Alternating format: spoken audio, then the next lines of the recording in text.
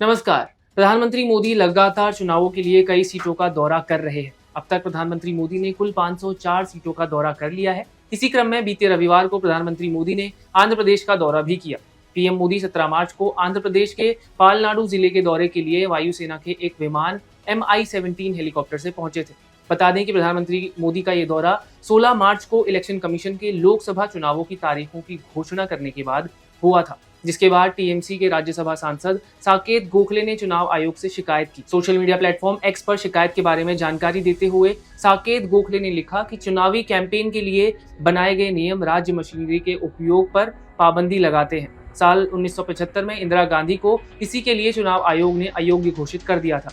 गोखले ने कहा कि अगर बीजेपी ने वायुसेना का हेलीकॉप्टर किराए पर भी लिया था तो उन्हें चुनाव आयोग को इसकी जानकारी देनी चाहिए थी और ये भी बताना चाहिए था कि क्यों एयरफोर्स का चॉपर इस्तेमाल किया गया। आपको बता दें कि चुनावों की तारीखों के बाद ही देश भर में मॉडल कोड ऑफ कंडक्ट यानी आचार संहिता लग जाती है।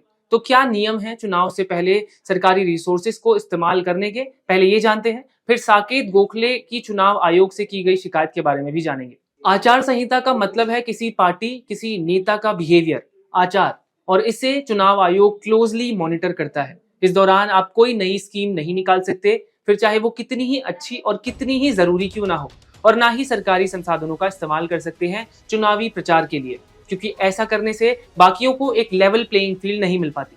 अब बात करें साकेत गोखले की शिकायत की, तो उन्होंने कल एक और ट्वीट कर आरोप लगाते हुए कहा कि चुनाव आयोग इतनी बेशर्मी से मोदी का पक्ष क्यों ले रहा है और उनके खिलाफ कोई कार्रवाई या यहाँ तक कि जांच क्यों नहीं कर रहा है। ईसीआई का आदेश है कि आदर्श आचार संहिता का उल्लंघन पर प्राप्त शिकायतों का समाधान 48 घंटे के भीतर किया जाना चाहिए, और फिर भी आंध्र प्रदेश में चुनाव प्रचार के लिए भारतीय वायुसेना के हेलीकॉप्टर का उपयोग करने के लिए पीएम मोदी के खिलाफ मेरे द्वारा दायर की गई शिकायत पर 2 दिन से अधिक समय होने के बावजूद भी ध्यान नहीं दिया गया है। बता दें कि इसके पहले भी विपक्ष के कुछ सांसदों ने आरोप लगाया था कि बीजेपी ने आदर्श आचार संहिता का उल्लंघन किया है, जब विकसित भारत नाम से एक व्हाट्सएप मैसेज लोगों के पास गया इलेक्शन कमीशन के आचार संहिता लगाने के बाद, वो भी ministry of electronics and information technology की तरफ से, जो कि एक सरकारी संसाधन है। हालांकि इलेक्शन कमीशन ने इस पर कह दिया है कि अब से विकसित भारत वाले कोई मैसेज भी नहीं भेजे जाएंगे। अब देखना ये होगा कि चुनाव आयोग साकेत गोखले की इस शिकायत पर क्या एक्शन लेता है।